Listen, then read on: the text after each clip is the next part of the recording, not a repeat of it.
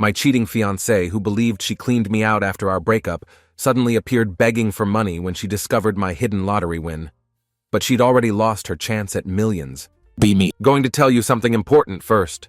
No matter how smart or careful someone thinks they are, their arrogance will always trip them up. That's exactly how my ex-wife Natalie ended up.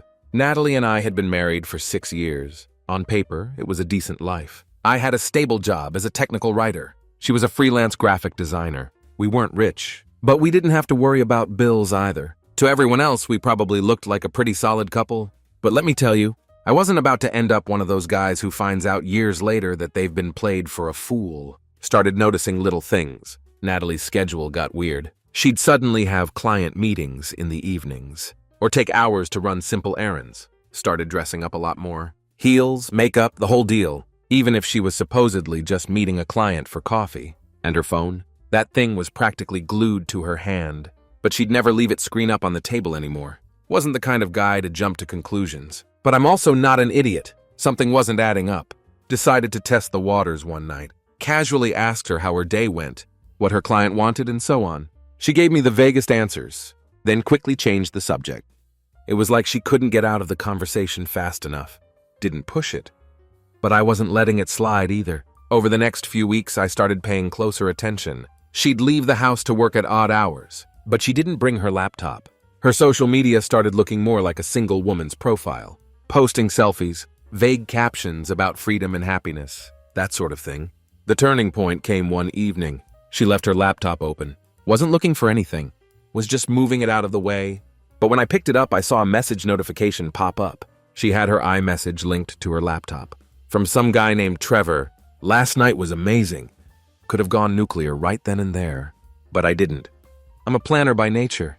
Wasn't about to give her the chance to twist the story. Instead, I opened the text. Sure enough, it was exactly what I thought it was. A whole thread of messages between her and Trevor going back 2 months. They talked about everything. How they'd met at a yoga class, their secret meetups, and even how she was planning to leave me once the time was right.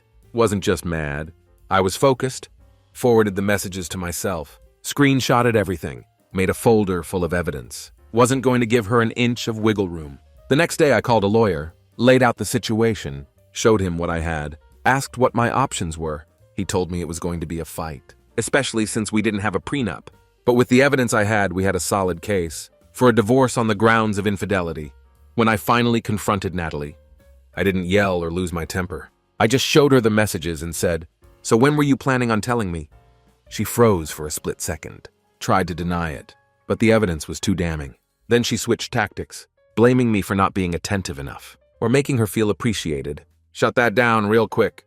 This isn't about me, it's about you and you know it. We're done. That's when the real battle began. Natalie wasn't about to let me walk away without paying for it. She lawyered up, came after me for everything she could get. Half my savings, the house, the car, even part of my retirement. Her argument? She sacrificed so much for our marriage and deserved her share. The divorce process was hell. Her lawyer tried every trick in the book to drag things out and make my life miserable. At one point, Natalie even claimed she needed more money because she was supporting me emotionally while I built my career. The audacity was unreal. My lawyer told me I had a good shot at keeping most of what I'd worked for if we took it to court. But after months of back and forth, I just wanted it over with. So I made a choice. I let her have it. It wasn't worth the mental toll to keep fighting. The day the divorce was finalized, I felt like a weight had been lifted off my shoulders. Sure, I was broke, but I was free. At the time, I had no idea just how much karma was going to come back around. So after the divorce, my life boiled down to 2 things: work and survival.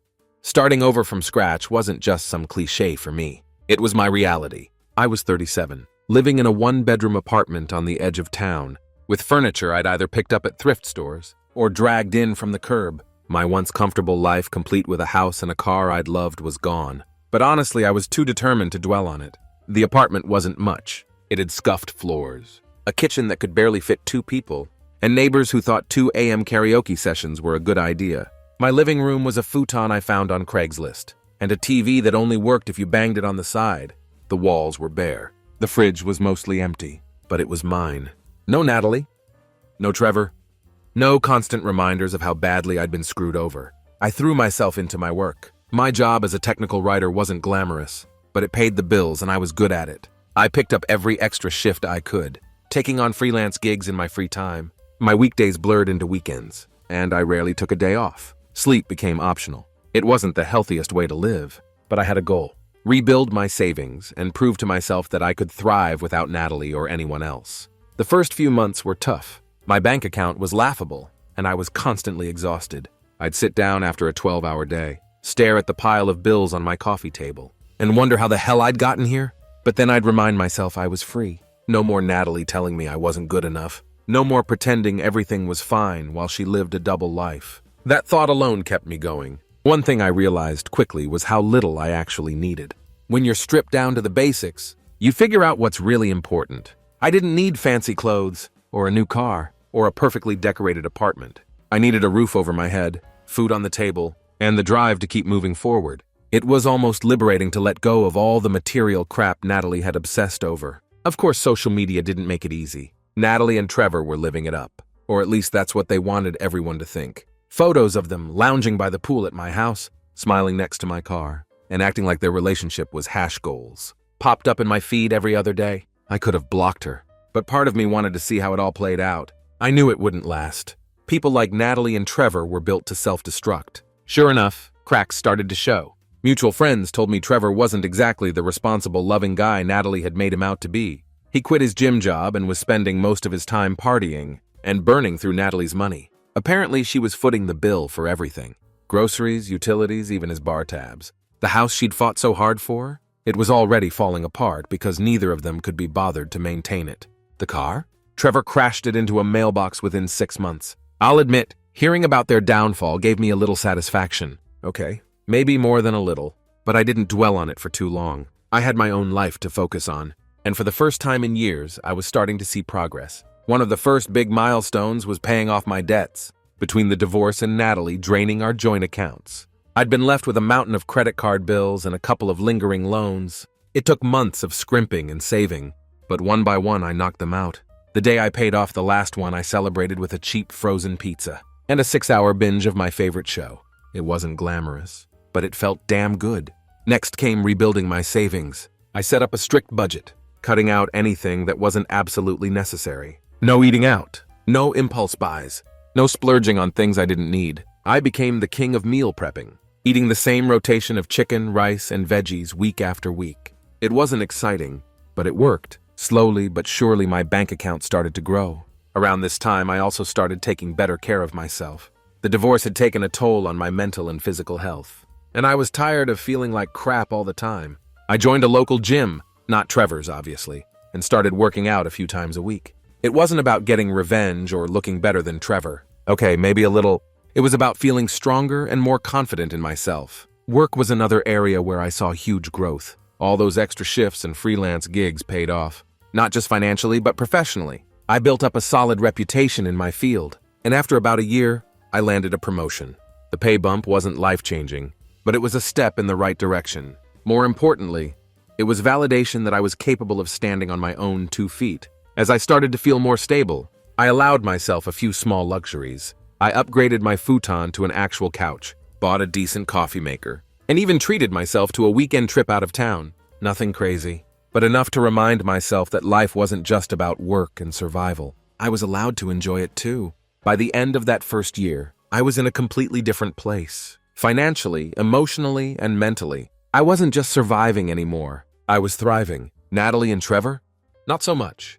From what I heard, Trevor had drained Natalie's savings, maxed out her credit cards, and left her high and dry. She lost the house, the car, and pretty much everything she'd taken from me. Karma works fast sometimes, but honestly, I didn't care about them anymore. My focus was on myself and the life I was rebuilding. I wasn't rich or living some dream life, but I was happy, and that was more than enough for me. I'd learned that I didn't need Natalie, a fancy house, or a flashy car to feel successful. All I needed was my own drive and determination. The best part? I did it all without Natalie's drama or toxicity dragging me down. For the first time in years, I felt like I was in control of my own life. And that feeling was worth every struggle I'd been through to get there. One Friday after work, I was running errands, stopped at a gas station to fill up my car, was standing in line to pay for a soda, when I noticed a bright display of lottery tickets next to the register. Normally, I wouldn't give those a second glance. Wasn't the kind of guy to waste money on long shots. But for whatever reason, I thought, why not? And grabbed a ticket, stuffed it in my jacket pocket, and didn't think about it again. The weekend came and went, and the ticket was all but forgotten. A few days later, I was scrolling through my phone while eating dinner, saw a headline about an unclaimed lottery jackpot. The winning ticket was sold at a gas station in my city. My heart skipped a beat, jumped up, rummaged through my jacket, and pulled out the crumpled ticket. I wasn't expecting anything. It was just a silly impulse buy after all. But when I pulled up the numbers and compared them, I nearly dropped my phone. Every single number matched. I sat there for what felt like an eternity, staring at the ticket and refreshing the website to make sure I wasn't seeing things. This kind of thing didn't happen to people like me. I mean, who actually wins the lottery? The next morning, I took the ticket to the lottery office to confirm it. They ran the numbers, and sure enough, it was real. After taxes, I was looking at about $10 million. $10 million dollars. My brain couldn't even process it at first. I didn't tell anyone. Didn't want to be that guy who blows it all on stupid stuff and ends up broke in a year. I did some research and hired a financial advisor and an attorney before claiming the prize. They helped me set up a trust, which allowed me to claim the money anonymously. It was the best decision I could have made. Once the money hit my account, I sat down and made a plan. I didn't want to be one of those stories you hear about. The lottery winner who loses everything because they went wild. My advisor helped me put the bulk of it into investments and high-yield accounts. I wasn't going to touch that money unless I absolutely needed to. I did allow myself a few upgrades, though. First, I moved out of my tiny apartment and bought a modest house in a quiet neighborhood in Chicago. Nothing extravagant, just a 3-bedroom place with a nice yard and plenty of space. It felt good to have a home that was mine and mine alone. Next, I replaced my beat-up old sedan with a new reliable car. Again, nothing flashy, just something comfortable and dependable. That wouldn't break down on me. I also bought a few nice things for the house. After years of sleeping on secondhand furniture, it felt like a luxury, but that was it. No extravagant vacations, no designer clothes, no fancy watches. I didn't need any of that. What I needed was peace of mind. And for the first time in years, I had it. The weirdest part about winning the lottery wasn't the money itself. It was the freedom that came with it. I didn't have to stress about bills or work overtime just to get by. I could breathe. That kind of security is something I hadn't felt in a long time, and it completely changed my perspective. I also decided to give back in small ways, donated to a few local charities, and helped out some friends who were struggling. Nothing that would put a dent in my savings, but enough to make a difference in their lives. It felt good to share my good fortune, without making a big show of it. For the most part, I kept my win under wraps. I told my best friend Ryan because I trusted him completely, but I didn't even tell my extended family. People act weird when they find out you have money, and I wasn't about to invite that kind of chaos into my life. Life after the win was quiet and simple, just the way I liked it. I still worked part-time as a technical writer, mostly because I enjoyed it and wanted to keep busy. I spent my free time fixing up my house, going to the gym, and enjoying my newfound stability. Winning the lottery didn't make me a different person. It didn't solve all my problems, or magically make my life perfect. But it gave me the chance to start over on my own terms, and for that I was grateful. Little did I know my past wasn't quite as far behind me as I thought. But for now, I was just happy to be in a place where I could live my life without any drama. Or so I thought. Let me tell you, nothing ruins a perfectly good afternoon. Like seeing your cheating ex-wife standing in your driveway, leaning against a rental car like she belongs there. I almost didn't recognize her at first. It had been over a year since I'd last seen Natalie, and life hadn't been kind to her. Her once carefully put-together appearance was gone. She looked like she was trying to fake the confidence she used to wear so effortlessly. This wasn't the first time I'd heard from her recently. A couple of weeks before, she'd sent me a random Facebook message. Just a simple, "Hey, how have you been?" I didn't even bother to respond. After everything she put me through, the last thing I wanted was to open that door again. Then came the calls, unknown numbers ringing at odd hours. I ignored them all, figuring it was probably her. The thing about Natalie is she doesn't give up easily, especially when she thinks there's something to gain. Turns out I was right, so there she was, uninvited and unwelcome, flashing me a smile like we were old friends. I didn't even bother with pleasantries. I opened the door just far enough to step outside and block her view of the house. "Natalie, what do you want?" She tilted her head, trying to act casual, but I could see right through it. "Can't I just stop by to catch up? It's been so long." I crossed my arms. "We don't have anything to catch up on. Say what you came to say and leave." She sighed, dropping the act almost immediately. Fine. I heard you've been doing well for yourself. Rumor has it you hit the lottery. There it was. I don't know how she found out. Probably through mutual acquaintances or social media whispers. But the moment she said it, I knew exactly why she was here. Natalie didn't just show up for nostalgia. She smelled money, and she wanted a piece of it. Even if that's true, I said, keeping my tone as even as possible. It has nothing to do with you. We're divorced, remember? She shrugged like it was no big deal. I'm just saying, we were married for years. Don't you think I'm entitled to something? After all, I supported you through so much. I almost laughed. Supported me? Natalie had taken half of everything I had, including the house and car, then ran off to play house with Trevor. But I wasn't about to waste my energy arguing with her. You're not entitled to a thing. Whatever I have now, I earned after the divorce. You got what you wanted back then. Don't push your luck. Her smile faltered, and for a moment I thought she might back down. But this was Natalie we're talking about. She doesn't quit until she's either gotten her way or made a total fool of herself. Well, I think we should talk about it, she said, stepping closer. Maybe over dinner or coffee we could figure something out that works for both of us. I shook my head. There's nothing to figure out. You should leave. Her expression hardened, and she dropped the fake friendly act. I'm not leaving until we've sorted this out. That's when I realized she wasn't just fishing. She was planning something. Natalie wasn't the type to show her cards, unless she thought she had a winning hand. I didn't know what her angle was yet, but I wasn't about to let her worm her way back into my life. Leave now or I'm calling the cops, I said firmly. She scoffed. Fine, but this isn't over. She got into her rental car and drove off, but I knew she'd be back. Natalie didn't know when to quit, especially when she thought there was something in it for her. Sure enough, over the next few days, she bombarded me with texts and emails. She tried every tactic in the book. Guilt, nostalgia, flattery. One text even said, I was there for you when you were nothing. Don't you think you owe me something? I ignored every single message. Blocking her number didn't help either. She just switched to emailing me instead. I started saving everything she sent just in case. Then came the second unannounced visit. This time, she didn't even bother pretending to be nice. She showed up on my porch and demanded to talk. I'm serious, she said. We need to settle this. If you don't want to do it the easy way, I'll have to take legal action. I raised an eyebrow. Legal action on what grounds? We've been divorced for over a year now, Natalie. You've got nothing. She smirked. Oh, I think I do. There are laws about assets acquired during marriage, you know. If you bought that lottery ticket while we were still married, I'm entitled to half. Her logic was as flawed as her sense of entitlement, but I wasn't about to let her see me sweat. Good luck with that, I said, shutting the door in her face. I spent the rest of the day fuming. Natalie didn't care about the truth or the law. She cared about what she could get, and if she thought she had a shot at grabbing even a sliver of my winnings, she wasn't going to stop. That's when I decided to call my attorney, Amanda. I explained the situation, and she assured me Natalie didn't have a leg to stand on. The timeline is clear, Amanda said. You bought and claimed the ticket well after the divorce was finalized. She can try to make a case, but it won't hold up. Still, I knew Natalie. She wasn't rational, and she didn't back down easily. I told Amanda to start preparing just in case. A few days later, I got served with court papers. It was ridiculous, but it was exactly the kind of stunt I'd expected from her. As frustrating as it was, I wasn't worried. I had Amanda on my side, and we had the facts to prove Natalie's claim was baseless. But that didn't mean it wasn't going to be a fight.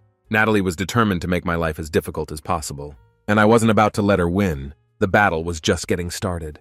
But if Natalie thought she could bully me into giving her a dime, she was in for a rude awakening. Walking into a courthouse to face your ex in a legal battle is a surreal experience. It's like being back in the worst parts of your life. But with everyone watching, the day of the hearing I showed up early with my lawyer, Amanda. She was calm and collected as usual, and reassured me we had nothing to worry about. Natalie, on the other hand, strolled in like she was auditioning for some kind of reality show. She was all dolled up, wearing heels that echoed through the hallway, and had this smug look on her face like she'd already won. Her lawyer was right behind her, flipping through a folder full of what I assumed was a pile of nonsense they'd cooked up. The courtroom itself was smaller than I expected. It wasn't like the dramatic scenes you see on TV. Just a judge, a court reporter, and a handful of people. Natalie sat on one side of the room with her lawyer, and I sat on the other with Amanda. The judge opened by reviewing the basics of the case. Natalie's claim was that my lottery winnings were marital assets I had hidden during the divorce. Her lawyer argued that I had intentionally concealed the ticket, depriving her of what she was legally entitled to. When it was Amanda's turn to respond, she started dismantling their argument piece by piece. She explained that the ticket had been purchased and claimed after the divorce was finalized. She handed the judge official documentation from the Lottery Commission, showing the exact dates the ticket was purchased and when the winnings were claimed. Then Amanda brought out the big guns. My financial records. She showed the court how the deposit from the lottery winnings occurred well after the divorce and was completely separate from any joint accounts Natalie and I had during our marriage. The judge nodded, taking it all in. But I could tell Natalie's lawyer wasn't going to give up that easily. Next, Natalie herself took the stand. She gave this tearful speech about how hard our marriage had been for her, how much she'd sacrificed, and how she felt betrayed when she found out about the winnings. It was pure theatrics. At one point, she even said, "I trusted him, and he kept this secret from me. I don't think I'll ever recover from that kind of deception." Recover from what? She wasn't recovering from me. She was recovering from Trevor draining her dry. But of course, she didn't bring that up. When Amanda cross-examined her, things got interesting. Amanda started by confirming the timeline. "Natalie, your divorce was finalized on this date, correct?" Natalie nodded. "And you've seen the documentation showing that the ticket was purchased after that date, haven't you?" Natalie tried to hedge, saying, "I don't know when he bought it. For all I know, he could have bought it while we were still married and just waited to claim it." Amanda didn't miss a beat. "Are you suggesting the Lottery Commission would falsify their records to align with my client's timeline?" Natalie stammered, clearly caught off guard. I'm not saying that, but what?" Amanda pressed. "The evidence is clear, you've seen it yourself. There is no overlap between your marriage and the lottery winnings, isn't that correct?" Natalie had no choice but to admit it. "Yes," she muttered, her voice barely above a whisper. Amanda didn't stop there. She pointed out how Natalie had received a significant settlement in the divorce, including the house, the car, and a portion of my savings. "You've already benefited financially from the divorce, haven't you?"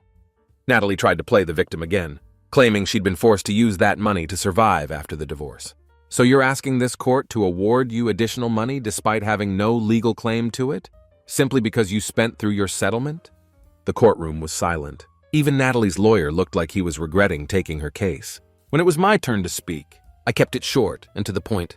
I told the judge about the timing of the ticket purchase and how I'd gone through all the proper channels to claim the winnings. I explained how I tried to move on with my life after the divorce and how Natalie had shown up out of nowhere demanding money she had no right to. The judge listened carefully, then asked both sides if they had any final arguments. Natalie's lawyer gave some half-hearted speech about marital contributions and moral obligations, but it was clear he didn't have much to work with. When the judge finally delivered his decision, I felt like a weight was lifted off my shoulders. He dismissed Natalie's case as baseless and warned her against filing frivolous lawsuits in the future. He even went as far as to reprimand her lawyer for bringing such a weak case to court. Natalie looked furious. Her face turned red, and she clenched her jaw so hard I thought she might break a tooth. I half expected her to start screaming right there in the courtroom, but she held it together. Barely. The whole ordeal had been stressful and unnecessary, but in the end, justice was served. Natalie had tried to take something that didn't belong to her, and she'd been shut down in the most public way possible. You'd think after losing in court, Natalie would have gotten the message. But no. Natalie, being Natalie, decided she wasn't going down without a fight. As soon as the ruling was announced, and we stepped outside the courthouse, there she was, waiting for me in the parking lot. "You'll regret this, Ethan," she screamed, her face red with fury. "You think this is over? I'll ruin you." I didn't respond, not a word. I just looked at her, shrugged, and walked to my car. Engaging with her wouldn't have done anything but feed into her tantrum. Besides, I had bigger plans. Here's the thing about Natalie. She's predictable. She thrives on chaos and thinks she's smarter than everyone else. But the truth? She's not nearly as clever as she thinks. I knew she wasn't going to let this go, and I decided it was time to teach her a lesson she'd never forget. Over the next week, I started planting seeds. Through a few mutual acquaintances, I casually let slip that I was looking into a high-profile real estate investment, a luxury condo project that was supposed to be the next big thing in Chicago. Of course, there was no such project. It was a complete fabrication, something Amanda and I cooked up specifically to bait Natalie. Predictably, word got back to her. It didn't take long for her to reach out, through one of the same mutual contacts, claiming she might be interested in partnering with me on this imaginary deal. She played it off like she was doing me a favor, saying she had connections in real estate and could help make it happen. I let her think she was pulling the strings. I told her I was intrigued, and that I'd set up a meeting with the project's developers. What Natalie didn't know was that the developers were actually Amanda and one of her legal colleagues, posing as real estate executives. At the meeting, Natalie came dressed to impress, acting like she was some kind of high-powered investor. She dropped all the buzzwords, ROI, equity stakes, market trends, and it was clear she was trying to convince us she knew what she was talking about. She brought fake financial documents to prove she could back the investment. This was exactly what we were waiting for. Amanda and her colleague played along, asking questions and pretending to be impressed by Natalie's credentials. Meanwhile, I sat back and let her dig herself deeper and deeper into the hole. By the end of the meeting, Natalie was practically glowing with confidence. She probably thought she'd pulled one over on us, that she was about to secure a slice of this made-up real estate pie. She had no idea what was coming. After the meeting, Amanda and I reviewed the documents Natalie provided. They were laughably bad. Poorly doctored bank statements, forged letters of credit, and a bunch of made-up nonsense about her assets. It was fraud, plain and simple. We took everything to the authorities, who were more than happy to get involved. Fraud cases like this are their bread and butter, and Natalie had handed them all the evidence they needed on a silver platter. A few weeks later, Natalie was arrested. From what I heard, she was blindsided. She had no idea the investment opportunity was a sting operation until the handcuffs were on her wrists. The fallout was spectacular. Natalie was charged with fraud, forgery, and a handful of other related crimes. Her fake financials and her attempt to manipulate her way into the deal made her case airtight. Her lawyer tried to argue that she'd been misled or tricked, but the evidence was overwhelming. The court didn't go easy on her either. She was slapped with fines, probation, and mandatory community service, and her reputation completely destroyed. Word spread fast, and soon everyone in her social circle knew what had happened. She went from pretending to be a savvy investor to being the punchline of every joke. I can't lie. It was satisfying to watch her fall apart. After years of her manipulating, lying, and scheming, she'd finally been caught and held accountable for her actions. It wasn't just about the money or the fake investment. It was about showing her that she couldn't keep walking all over people without consequences.